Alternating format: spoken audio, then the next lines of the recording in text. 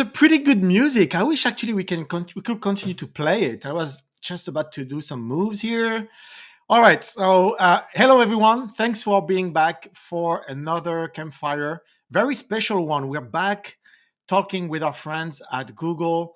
Very special guest today, Sara from Google. I'll ask you, Sara, to introduce you in a few seconds. Before that, I want to welcome everyone on the show. If you're watching us, you probably know already we're live, so you can ask your questions and we'll actually answer them live. If you're on YouTube or Facebook or what's the last one? LinkedIn, you can watch us and pretty much look for the chat window and type in your questions, and then we'll be right on it. To give a little bit of background, this is really a conversation with Sara that is part of our collaboration and partnership with Google Cloud. We are fortunate enough to have a very strong relationship with Google that benefited us, but also our students and women in tech in general. By that, I mean our students have access to the Google Cloud Labs, which really allows them in the full stack curriculum to play around at no cost with all the Google Cloud services. We also have access to a scholarship and scholarship funding sponsored by Google Cloud and Women in Tech. And we just up that amount to an additional 100K. So I want to say a big thank you to the team at Google for making that possible. We were getting very close to, finishing the last round of funding, and they came through, and we have an additional 100K to disburse to all women in tech who want actually to learn the cloud, Google Cloud, and the full stack curriculum. All right, with that said, Sara, it's a real pleasure to have you here. We were originally scheduled to meet in February, but finally we were able to make it happen. Would you mind introducing yourself? Where are you joining us from? Your role at Google? And then we'll talk about your very unorthodox background and your path into tech. Yeah, thanks for having me. My name is Sara Lerner. I'm based in the Seattle area. And at Google, I'm part of the Cloud Learning Services team. I am the global go-to-market learning lead for our SaaS products. So Workspace, AppSheet, and Looker. And my role is kind of like an audience lead. So it's my job to understand how our customers are using our products, understanding any pain points they might have, and then making sure our content is findable, discoverable, and really meeting our customers' needs. That's great. And I saw you had an article on Medium about user research, really caring about your users to really make sure that you're delivering them the right product. We'll talk about that a little bit. I want to say hi to the people who just joined. Krista, you should know, Sara, that Krista is one of our students and ambassador as well, helping other students in our bootcamp. Hello, Chinelo. Good to have you here. Hi, Victoria. Great to have you here. Thank you. Victoria, probably actually, I will bet, is a scholarship recipient. Let us know how it's going. And then we have Labadie Riviere here. All right. So again, if you want to ask questions about Nucamp, or more importantly, about Sara's background and how she made it into tech, please don't hesitate. Use the chat. All right. So Sara, one of the things that's very special about you is you didn't start in tech at all. You really didn't have, the computer science background, and you didn't necessarily think about joining any of the big FANG company. But besides that, I think you've actually worked in at least 3 of them. So tell us, where did you start? Like what was really your first job, and how did you get that first job? Yeah. So after college, my goal was always to go and get a master's in social work. But I didn't want to go through right away. I just kind of wanted to make sure that was definitely what I wanted to do before applying to school. So I got a job teaching preschool, and I don't have a early childhood background. I don't have a degree in education. I just always really liked kids. I worked at a daycare in high school, and I worked at summer camp, and I nannied. I just love children. So I just kind of fell into this role. And it ended up being like a very big blessing in disguise because I worked at kind of a fancy preschool in the area, and a lot of the parents worked at a lot of those big companies you were talking about. Mm, So I applied to graduate school, and I didn't get into my first choice, which was UW. yeah. And I was very disappointed. I did get into school at USC, but as you can imagine, it was very expensive. And so my parents encouraged me to kind of, defer my admissions for a year and just look around and see what else there was out there. So I actually took advantage of the network and the people I was around, which is a lot of these parents of kids who I was teaching, and just kind of learning about what they do and kind of how they ended up where they were.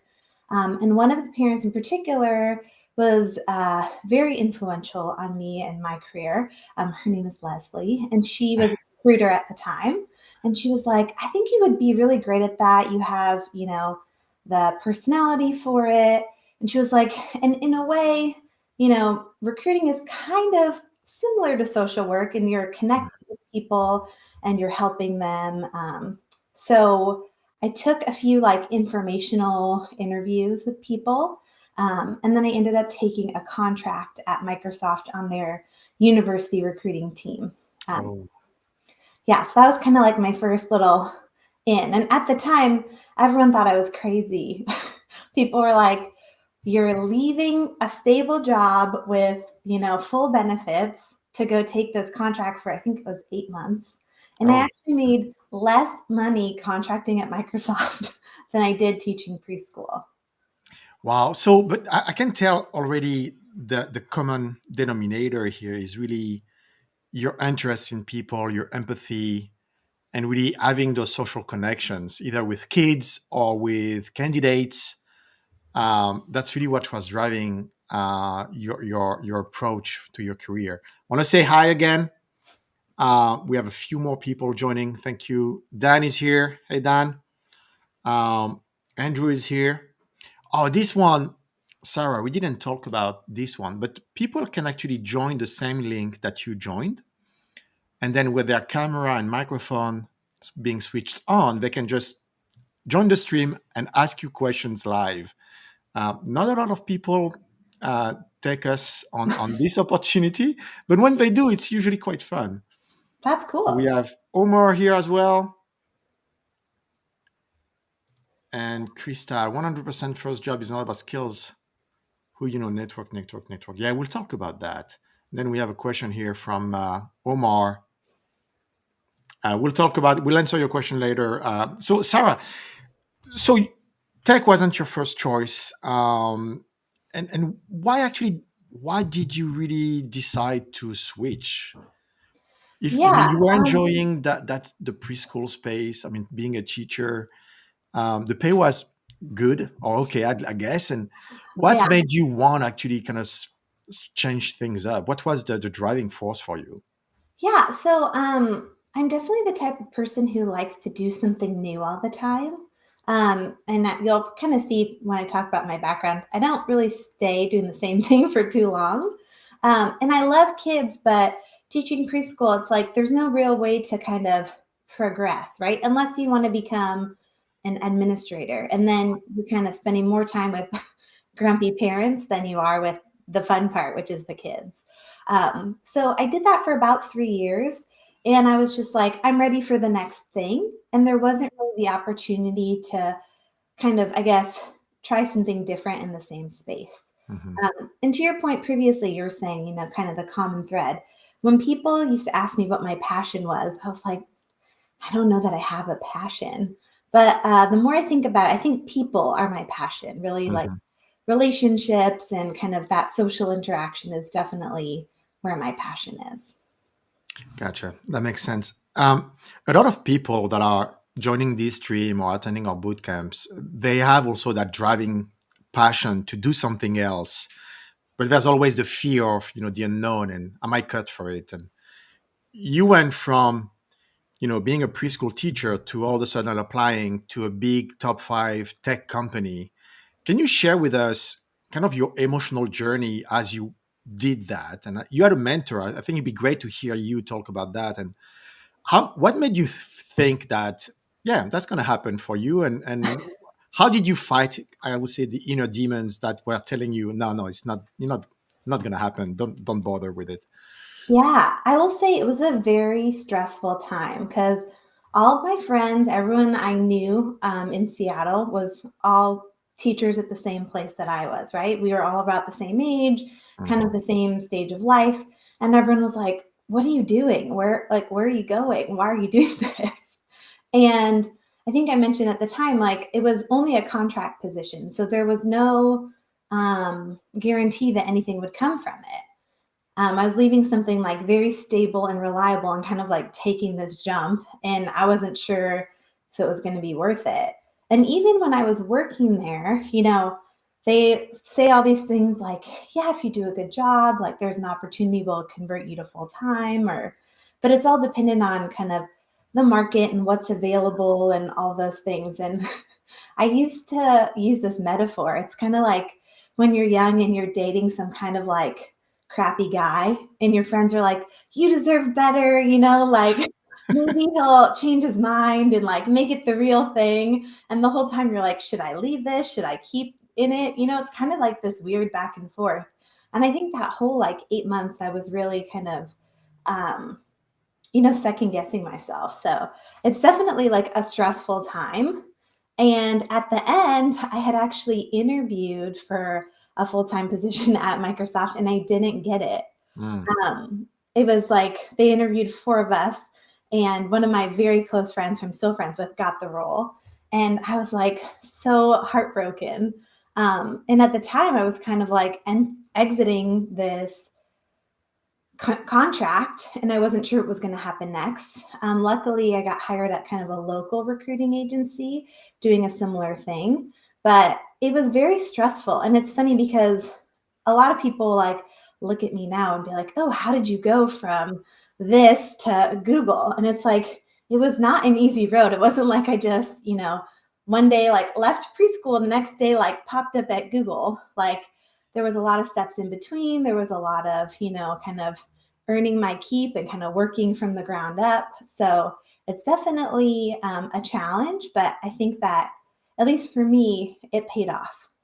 Yeah, I mean, that must have been um, very hard to second guess yourself after 8 months, not really being certain of if you had made the right choice. Did you ever consider going back to teaching and going back to preschool? I think that I kind of had this when I left. Luckily, the people who I was working for were like, "Oh, you can always come back," But I mean, it was nice to kind of have that like fallback plan. But I really wanted to know like if this was something I could do long term. Yeah. So I think I kind of like knew it was an option, but I never necessarily considered it. And luckily, like I said, I was able to find, I think I got the call from the local recruiting agency like on my last day at Microsoft. And I was like, I did it, Yes. Can you tell us, there's right now the economic context is pretty tough. How was it when you were in that situation? Like, was it, very favorable or not so favorable? Was it during COVID, not during COVID? Can you Yeah. give us an idea? What were your surroundings from an economical standpoint? Yeah. I think at that time it was around like 2012.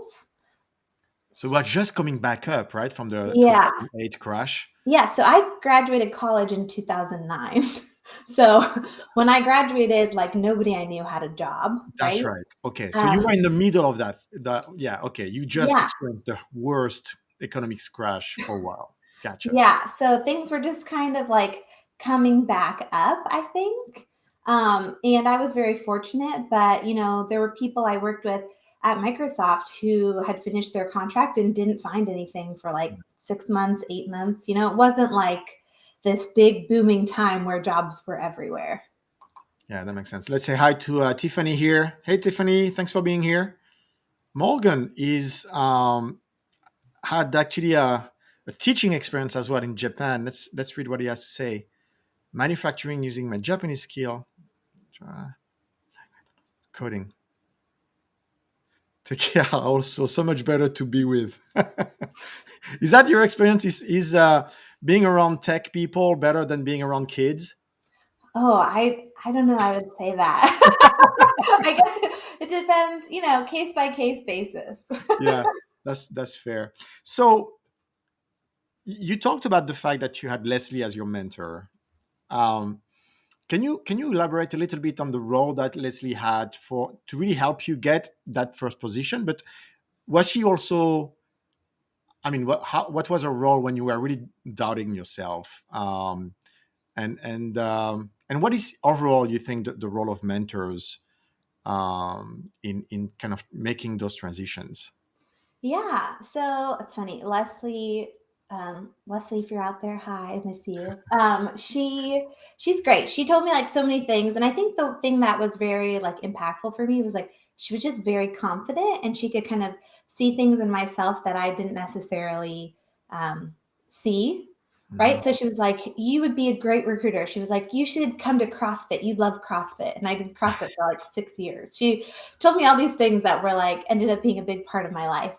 But I think the fact that she was like so supportive and would like introduce me to people, made connections. She was like, you should talk to these people. You should do this. She would like look at my resume and things like that. And I think just having somebody who, believes in you and kind of is willing to kind of give you that push is such like a gift. Yeah. I've been very fortunate to have lots of like strong women in tech who have kind of taken me under their wing. The reason I ended up at Microsoft is because of another strong woman in tech who I worked for. We actually met at CrossFit. We both worked at Amazon together, but when I went to go work for her at Microsoft, everyone's like, oh, so you guys work together at Amazon, right? That's why you're here. And I was like, yeah, that's why. But we kind of worked, I would say, like we worked on similar teams, and I would kind of send her papers and ask her for advice on things, have her look over my docs or strategy. And so when I was ready to make the change, kind of after my time at Amazon, she was like, you should come work for me at Microsoft. And that's how I kind of got into customer research. So I definitely think, mentors are a huge part of kind of where I am today and how I've been able to get there. Um, and if you can kind of do that for somebody else, it's such a gift. Yeah. So, and you dropped a few names. We're going to talk about the fact that you worked for Microsoft, Amazon, and now Google. You pretty much have good experience in all the major tech here. So we tell our students finding your first job is a lot about networking, a lot about finding that person that's going to be your sponsor, and you appear to be very good at cultivating those relationships. What would you tell the audience about how to actually cultivate those relationships? What makes it work versus not work? Like question that I have and many people have is how do I get the attention of someone that I'm seeking help from? How do you define a win-win? Like what's in it for Leslie to help you, and how do you make it really something that she actually wants to spend time on? Uh, do you have some recommendations in that space? Yeah, so I think personally it's kind of awkward to be like, "Hey, will you be my mentor?" Right? That I've Yeah. never done that. It's never worked for me. But I think that in general, people like being asked for advice and they like helping people. And I've had multiple people reach out to me and be like, "Hey, how did you do this thing?" Or kind of like, how did you, I don't know, navigate this situation? And I think it's people are afraid to ask for help, but on the receiving end, it's like very flattering, right? People like having experiences that other people want to have. So I would say ask for help. I know that that can be kind of an awkward thing to do, but like I said, I think that people usually receive it very well. And also kind of building on those shared interest or kind of shared experiences. Mhm. Um, I would say those are kind of like my big tips. And you've had experiences meeting those people face to face, having I mean, CrossFit, or I think you mentioned Leslie actually was at the preschool. Somehow you met with her over there. So really building those relationships, and I think it connects back to your interest in people, your empathy with others. That goes a long way to really, create that connection and having someone, be interested in helping you at the end. Yeah, I think kind of taking advantage of the relationships around you, right? Mhm. Like I didn't join CrossFit with the idea of, getting a job one day, right? It's just like if you join organizations or groups or go to places where there's similar people or like-minded people or maybe people that you aspire to be like, right? And just kind of naturally build those relationships. It's much more, it feels better than just a cold reach out, right? Yeah, that's right. I want to go back to your journey, and I'm looking at your LinkedIn profile here, to really orient ourselves on the fact that you started. So you talked about the technical recruiter position, uh, and then you spent a good amount of time at Amazon. And it looks to me that you started as a recruiter, but you didn't live as a recruiter. Can you tell us about how you evolved within Amazon and how you kind of shifted your interest and your role over there? Yeah, yeah, of course. And first, I just want to say, I had actually interviewed at Amazon like 9 months before I took the role. Hmm. And when I interviewed, they were like, "We think you're great. We just don't have anything right now, but we'll call you when we do." And I did not expect them to call. I was like, "Pff, whatever." And so I took this other role. And then, about like, I think 7 months after I had been there, they called up and they were like, "Hey, we have a role available. We'd love for you to come in." And Oh, so, to your point, asking like, how is the job situation? I mm, think that right now there's probably similar situations where people are interviewing, but the role might not be available yet or whatever. So I would encourage anyone to like take any conversation, any interview. You never know what will come of it. yeah, that's very true. But okay, so I started at Amazon as a recruiting coordinator, which was, I had already been working as a recruiter at this local agency. So it was a bit of a step back. But I think that, a lot of times in my career, especially when you're like trying to make a change or trying to join a different company, a lot of times you need to take either like a horizontal step or sometimes a step Hmm. back to go forward. So I joined as a recruiting coordinator, and it was actually wonderful because, I came in and I really like hit the ground running.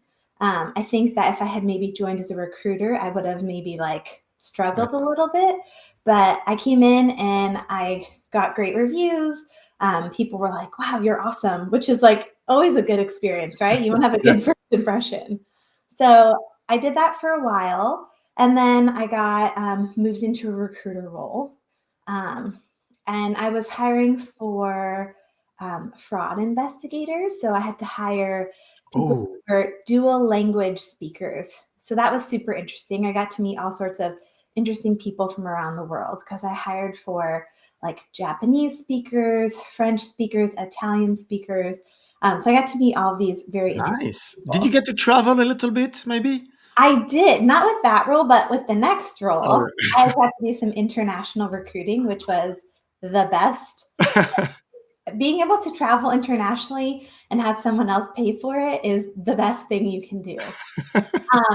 So I did that like entry level recruiting stuff for a while. And then I got pretty good at it. And so I was looking for like kind of the next step.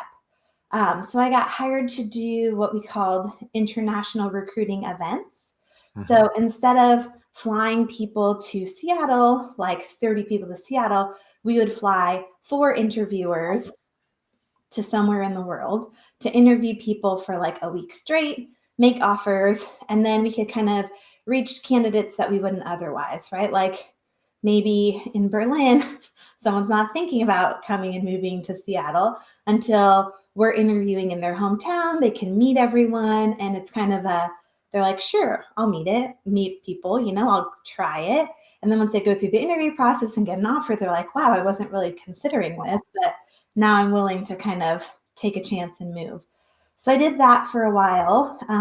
And that was super fascinating. I got to travel to Chile. I went to Germany. I went to Australia. So I got to like go a lot of places, meet a lot of interesting people.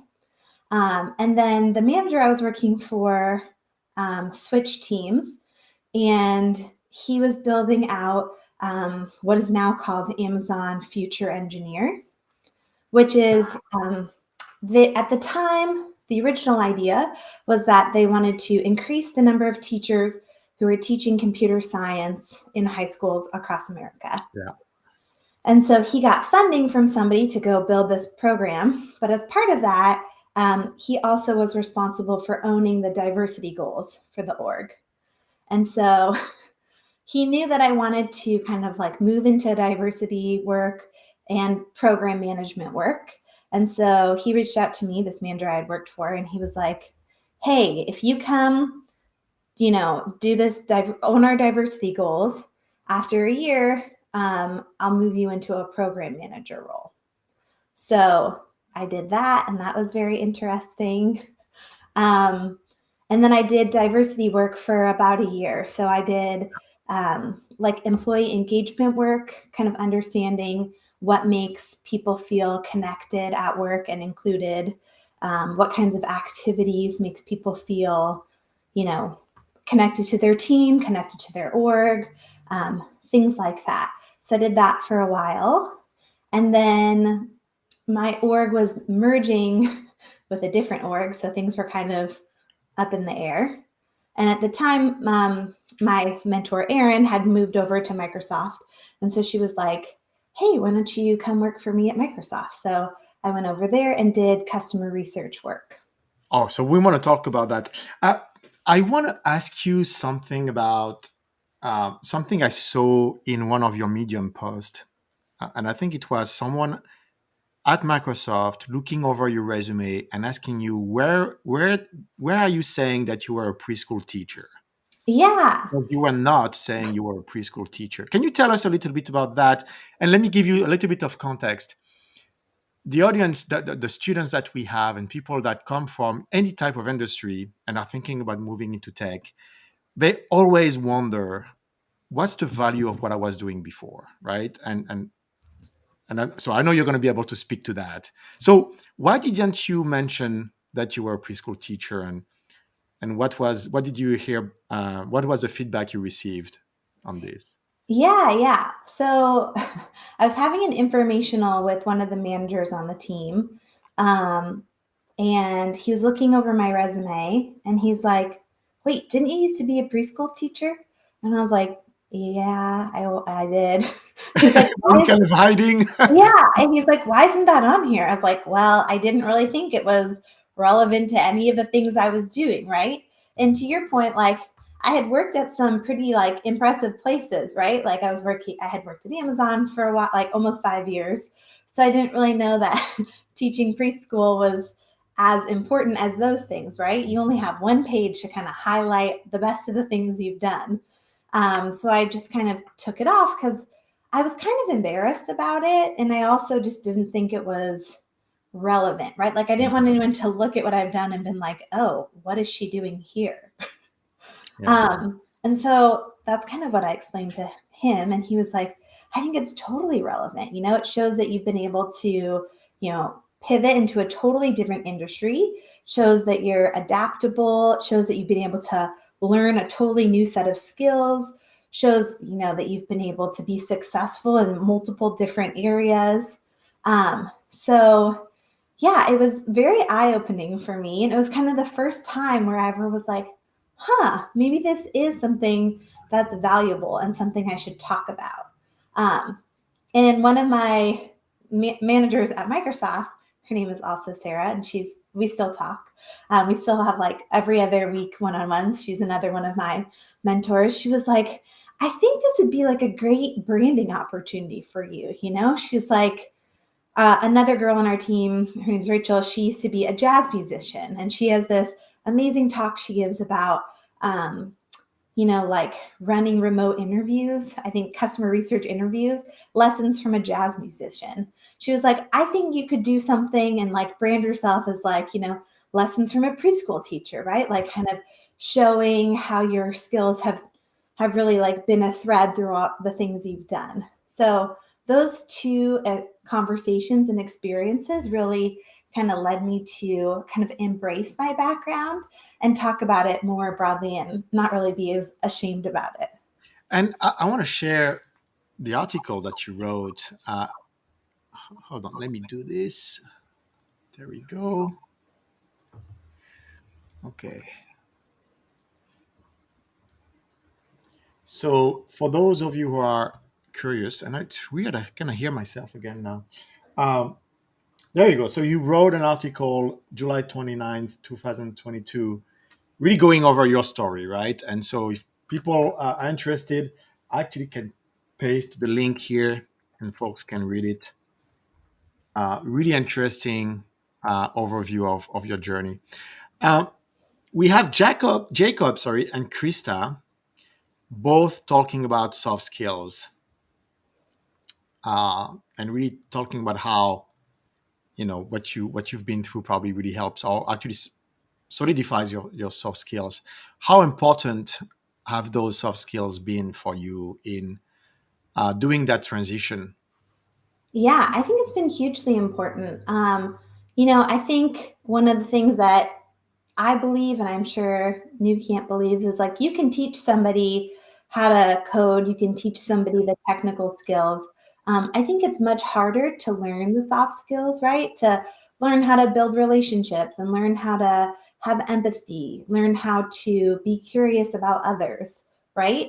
And so I think that soft skills are hugely important. I kind of joke that every job I've been hired for, I haven't had experience doing, but um, I I'm good at either getting people to teach me how to do it, or I can teach myself, right? But really, kind of like building those connections um, and being able to have those soft skills is what's really, I think, been my secret sauce. Yeah, I can tell. I want to go back also to the point you made around branding yourself. I think that terminology and that concept of branding yourself is not something you hear every day. I know I started to hear it, in big corporations. I'm not sure it's something that's kind of well known or a concept that's appreciated until maybe you're part of a big group. Can you explain a little bit what it is about? What does it mean? Why would people care about branding themselves? And what does it look like? Yeah. So I think that like personal branding helps you stand out and kind of helps you stick in people's minds. Mhm. There's research that's been done about like hiring managers and recruiters, and they say that when people look at a resume, I think they spend 6 seconds looking at it, right? And a lot of people have, a lot of the same stuff on there, right? And so I think when you see something that's unique or makes someone stand out, right? Like I used to be a preschool teacher, or there was someone I worked with at Google who used to be a professional clown, right? Those things really like stand out and make you stick in people's mind. They're like, I want to learn more about that person, that's unique. They're putting themselves out there. They're kind of different than kind of the typical candidate that we see. And so I think about personal branding as kind of like showing your skills and kind of showing your unique qualities in a clear and concise way. So, like, if you look at my LinkedIn, I think it says something goofy like preschool teacher to PM, right? And that tells you a lot that you need to know in just a very short amount of time. Yes, preschool teacher turned PM with Yeah. experience in online learning and training. Um, exactly. So you were at Amazon for many years, then you joined Microsoft, and we were joking about that. You actually were working in the same group I was working when we left, Yeah. and we Very both know a similar. lot of people. But that's pretty cool. So for the folks that are listening, any major difference between those two companies, Amazon and Microsoft? Any striking difference that you want to talk about? Let's see. I will say One thing that was really eye-opening to me when I joined Microsoft was the way that people were like their performance was evaluated was kind of these three spheres of influence. Oh yeah. Um, so it wasn't just kind of what you did, that was one circle, but it was also how are you building on others' work and how are others taking what you've done and building upon it. So there was really this emphasis on collaboration and working together. And that was very new to me. Mm-hmm. I think at least my experience in recruiting at Amazon was very much like, how many people can you hire? How fast can you do it? What? KPI. Yes, Yeah. and it was very like highly like metricized environment, right? Like, how many resumes did you look at? How many interviews did that lead to? How many offers did that lead to? So obviously, you want like the highest throughput. You want all of these like numbers and data, right? And so, and it was very like individualized work, right? Mhm. You can't really share a candidate. I mean, you can, but it's not really the same. And so when I went to Microsoft, um, it took me a bit of time. People were like, "Hey, I want to work on this with you," and I was like, "No, this is my thing. Like, Mhm. go do Yeah. your own thing." And it took me some time to realize that, like, I don't have all the answers. I'm not good at everything. I'm good at certain things. But when you work with somebody who's maybe has gaps that you don't, right? You can kind of complement each other. That was kind of like this like big aha moment for me. I was like, wow, collaboration is awesome. Well, it suits you as well, right? Someone who's really into cultivating relationships. I'm sure you were pretty at ease over there. I want to invite people to join us. I know not very many do it, but if you follow that link, https url.nucamp.co/dial-in, then you're going to be with me and Sarah, and we're going to have a chat, conversation. Sometimes what I do is I throw in a, kind of a goodies, so a sweater or cup, and then people click or follow that link. We'll see if someone joins. Um, And not to and say that like Amazon's not a collaborative yeah, environment. I didn't have that experience, right? yeah, it's you, not them. Well, it's a big place, right? So I think that each team and each org is kind of different. And recruiting in particular is very like an individualized sport, I would Yeah, say. it's true. Chinelo just connected with you. I believe it's you, not me. Oh, You're probably perfect. going to have a ton of requests for mentorship. I love it. We'll see. We'll see. So I have my notes here, and as I shared with, oh, see, someone is joining. Oh, When I hear perfect. the beep, who's here? We have Mel here. All right, Mel, are you ready to join us? Let's bring Mel on the floor. Mel, can you hear us? Oh, yes. Sorry. So if you have YouTube playing, you want to pause the YouTube tab because it's going to have a delay. Can you hear us okay? Yeah, let me pause this. Your audio is not coming through very loud, but I think we can still hear you if you want to ask your question. Hi there. Can you hear me? So. How about now? Not so much. So, If you want to try to fix it, look at the gear icon, look at your microphone, and then I'll bring you back on, okay? All right, we'll see if Mel can join us again. So I say, oh wait, I have my notes here, and you've wrote two really interesting articles on Medium. One about UX and customer research, and the other one about your own journey. And from the one that talks about your own journey, you talk about a few things, including beginner's luck. And maybe we've covered it before, but what else is there to say around beginner's luck? Yeah. So it's interesting. So I wrote this article kind of for myself, right? Like I think that I have a lot of imposter syndrome, Hmm. and doing the research for this, it was a talk first, and then I was like, this is good Yeah. information. I should share it more broadly. But kind of doing the research and learning these different things about kind of having a non-traditional background really gave me a lot of confidence in my skills. So I'm glad that it helped other people. But for beginner's luck, the thing that I talked about there was that when you're new to something, there's no pressure to be good at it, right? Mm, Nobody's expecting you to come in and hit it out of the park. And so when you're an expert at something, there's all this pressure, right? Everyone's like expecting you to be good, and you have this reputation to uphold. So when you're brand new at something, you don't really have any of that extra noise going on. You can really focus all of your mental energy on just solving the task at hand. mhm. Um, there's also been research done that shows if you are new to something, you're more likely to have a unique or innovative or creative solution to a problem because you don't have experience to fall back on. Yeah. As humans, when we figure out how to solve a problem one way, we're not likely to go back and keep coming up with new solutions, right? We're kind of lazy. We're like, I already know how this works. I'm just going to do that. So when you're new to something, you're more likely to have a creative or interesting solution. So in terms of beginner's luck, those are kind of the things that really stood out to me. And we have Mel, apparently, who actually is ready to come back. I have the second point, but I think we'll bring in Mel before and then we'll talk about your second point, which is the curse of knowledge. All right, Okay. Mel, you back? Yes. All right. I think your audio is still very soft, but maybe if you, I don't want to say scream in your mic. How about now? Can you hear me now?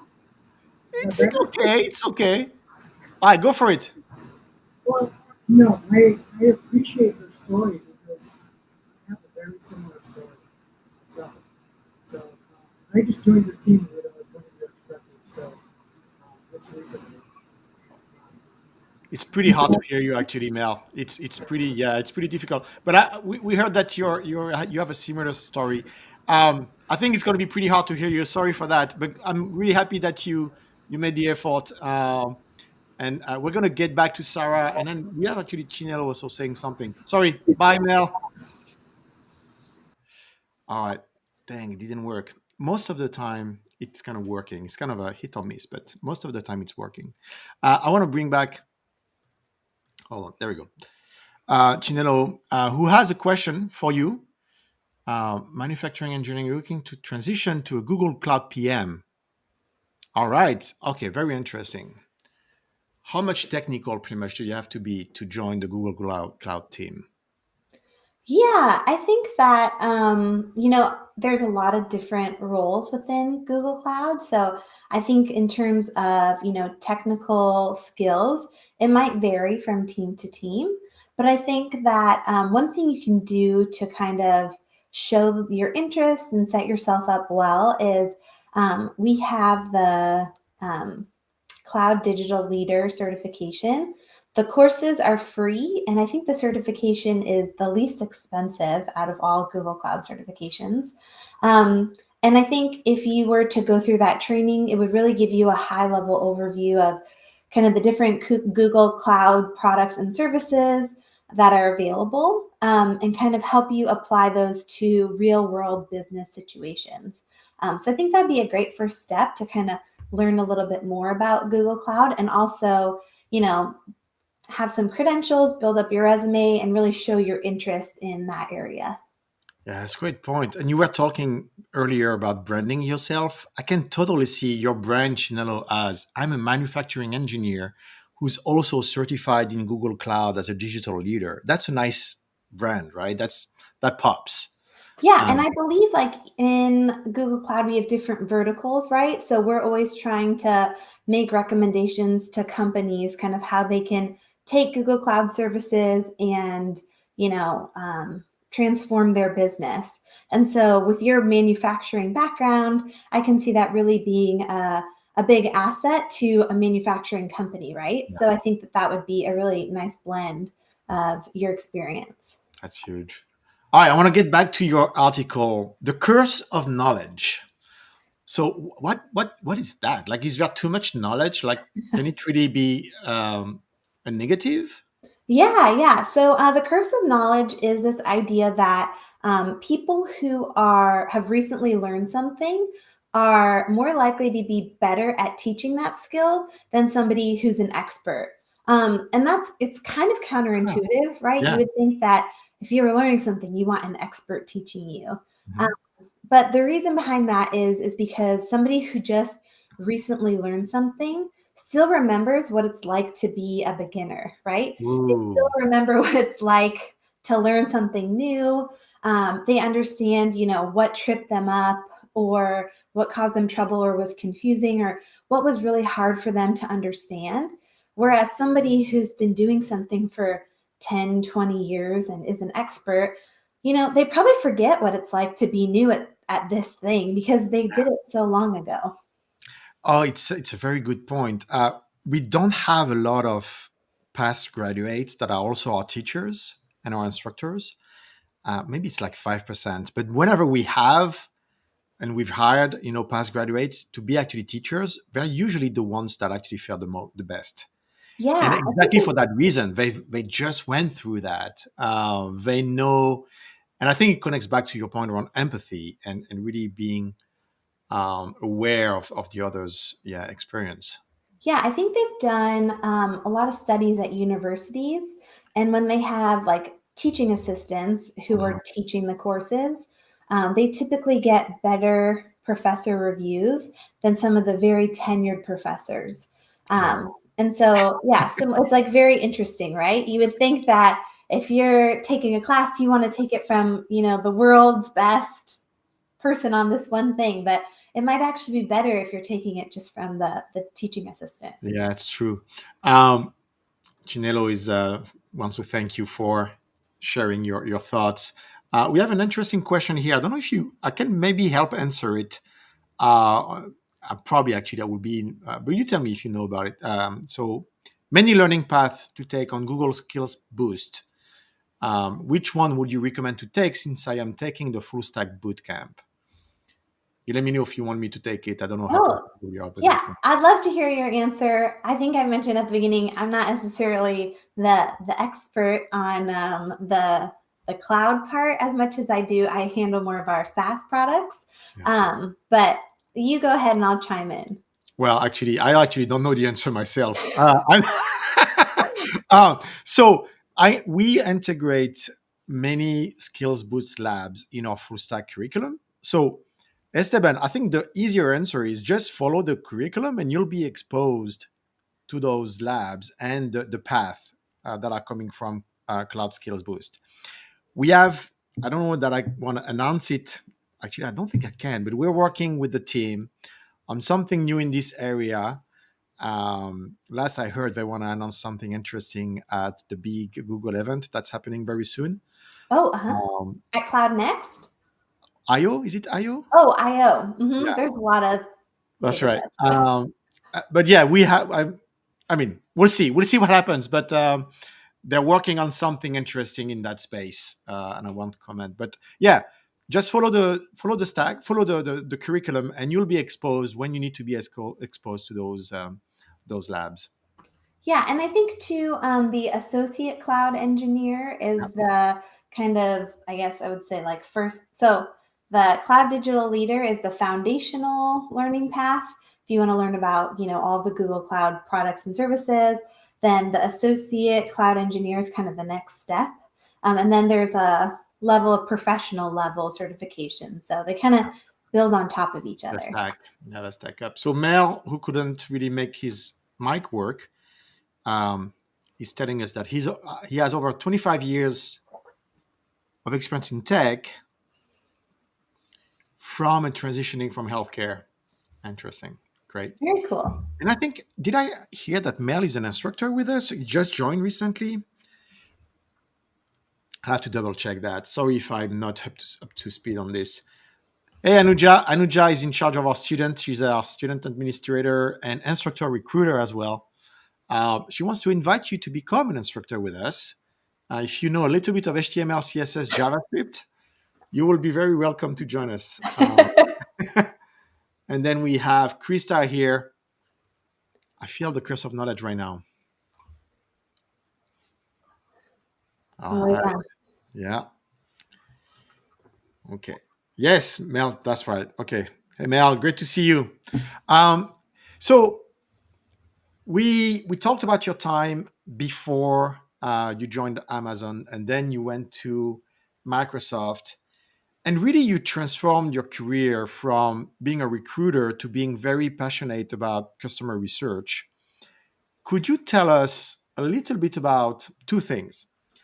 First, how did you move from Microsoft to Google? Like, let's go, nowadays, present day, Mhm. and what is customer research, and why is it important? Yeah, yeah. It's funny. So, when like I think 2 years before I joined Google, somebody had referred me for a job, and I got this email, and it says something like, "You've been invited to apply for a role at Google." And I was like, "Wow, this is cool!" And it was for a customer research job. Okay. And so I was very excited at the time. I filled it out, and then like immediately I got a rejection letter, which was kind of Oh, a no funny kidding! thing. Like in the 5 minutes after you you Yeah, like I apply? think within like an hour or something. So that was Oh, like kind of discouraging. yeah. But then about a full like 2 years later, I had a recruiter email me, and she had said, she's like, we see your experience at Microsoft doing customer research, working on Microsoft Learn. She was like, I see that you've applied to Google in the past. Is Google still on your radar? And I was like, of course, it's Google. Like, Google has always been a place I've aspired to work at. And it's funny because the job description she sent over, I remember reading it to my husband, and I was like, I don't think I'm qualified for this Mhm. job. And he was like, well, they seem to think you are. So why don't you just go for it? And kind of every step of that interview process, I remember just being like, I don't think this is going to go anywhere, but like, I'm going to give it a shot. And when I finally got the email saying that they wanted to kind of move forward with the offer process, I remember it was like the first thing I read, I was looking at my phone. I think I read it 3 times, and I was like, is this real? Like, are you sure? um, so yes, your question was kind of how did I end up here? I think it was very much based on my experience at Microsoft. They were building out the learning team here at Yeah. Google Cloud, and I think I remember the thing that they really liked about my experience was that customer research focus. Um, and you asked what is customer research? Well, So. let me pause before because you talked about something interesting, which is the imposter syndrome, and you mentioned it at the very beginning, right? When we Mhm. you were transitioning from being a preschool teacher into the world of tech. But now what I'm hearing is, I mean, you were again in a situation where all of a sudden you were kind of not sure, doubting yourself. Something that I think the folks that are listening to us, that imposter syndrome is very real every day. And it feels like it never goes away, does it? No, I don't think it does. At least for me, it doesn't. It's something that I constantly am, battling. And I think I have to remind myself, like, even when I went through the Google interview process here, right? Like, I think it was 3 interviews, Mhm. and they usually do more than that. And I was talking to my husband. I was like, do you think that's a bad sign? Like, am I like a diversity hire, right? Like, why do you think it's this like the shorter experience? And he was like, well, I think that if anyone looked at your resume and sees that you worked at Amazon for 5 years, Microsoft for 3, you must be doing something right. Mhm. Like, you're not just some stranger off the street, right? And so I definitely think it's something that we battle, at least I continue to battle all the time. And I don't think it's something that goes away, but I just try to remind myself of, the things I've been able to accomplish, um, the experiences I've had, and like I said, like doing this research on kind of having a non-traditional background also kind of gave me the confidence that my skills are important, they are relevant, I do have something to offer. Yeah, I'll contribute something to that. I don't think the imposter syndrome is something that only people who change background or change careers experience. I think everybody experience it. It's not unique. It's not because you're doing something that's challenging. Or actually, I should say it's because you are doing something challenging. It's not because you're changing careers. Um, and it's not because your background didn't necessarily predispose you to the career that you're seeking. it's kind of human nature, isn't it? It's like anytime you're doing something that you don't know how to do necessarily, or you're not an expert, you're going to doubt yourself. Yeah. Um, so this is great. Tell us about customer research. Your second paper on Medium is about customer research. Yeah, You're yeah. failing it, but let's go to the basics of what is it, what does it matter, and I'll add a little bit more context. I think for the people that are joining Nucamp and that are very much learning technology, knowing and learning about customer research will be a great plus. Like you cannot just be the coder if you don't, you're missing something if you don't also understand your users pretty much. So can you tell us a little bit about what it is? What is it? Yeah, yeah. So I think one of the best things I learned at Amazon was really to be customer obsessed. Mhm. Like they talk about that a lot, Yeah. and to be data driven. Everything you do is measured. There's some sort of number, percentage, something you're looking at to prove, like I did this and it resulted in this. So when I joined the Microsoft Learn team, they were building this new, exciting learning platform. Um, but they weren't really doing any research. There was no customer research person, program, anything. Mhm. And so I think that people kind of knew it was important, but they didn't really have the tools and the mechanisms to actually go out and talk to customers. So at its core, customer research is really just talking to customers, people who you think will be using your product, people who are a potential fit for the thing that you're building, and really understanding kind of, what are their motivations? How are they currently doing the thing that you want them to do, right? What are their workarounds? What are their pain points? And really uncovering ways that you can improve their experience. One thing that was super eye opening for the team at Microsoft was we were recruiting people who came to Microsoft Learn at least 4 times a month. That's like kind of what we were screening for, to ask them about kind of how they're using the product, what they like, what they don't like, so we can improve it. And we had all these people who didn't fit kind of the profile that we thought were the people using our site, right? Wow. Like we thought it was all developers. And a Mhm. lot of people we talked to were maybe, like an IT admin at a university, or Mhm. somebody who's working in the healthcare system who does some, like database stuff. And so it was really fascinating because we talked to all these people and none of them were who we thought was actually using our product. Interesting. Wow. Then what do you do? And I don't want you to kind of reveal too much, but it's an interesting. Like, are you still successful if you're not hitting your targeted audience? Well, I'm not saying it wasn't just like it wasn't not of that none it's not that none of them were developers. It was Yeah, just that we were reaching more people than we thought. And that's oh, so so that's good news. That's a yeah, great news. that's good news, right? So the recommendation was that we should make the site more inclusive so that when Mhm. people showed up on the page, they saw themselves there, right? They weren't like, oh, this Yeah. is just for developers, it's not for me, right? Mhm. Like, how can we make the experience more inviting and more inclusive?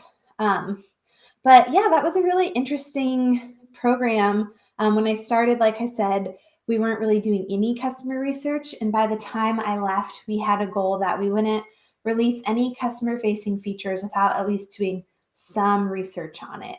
Wow, Um, that's great. I think Krista, are you saying CS as in customer research or CS tech sounds perfect, or is it the I don't know CS type positions? I don't know if you're referencing Krista customer research or something else. Um, but customer research is a big deal. It's a huge thing. Um, and then we have Daniel talk about imposter syndrome. Yeah. All right. Wow. It's already time. This is crazy how those conversations go, and it's always very fast. Sarah, so actually closing maybe on the customer research aspect. Um, where do you see customer research in, I guess, in in the computer science world or in a software engineering world? How does it fit, and how would one start to develop that sensitivity and really integrate. Like if there was a few things that an engineer could do to be more customer centric and integrate concepts of customer research, what would it be? Yeah, I think, at the end of the day, customer research is really just about talking to humans. So I think that when you're building something, showing it to somebody else and getting their feedback, Mhm. asking people kind of how they would use this thing that you're building, right?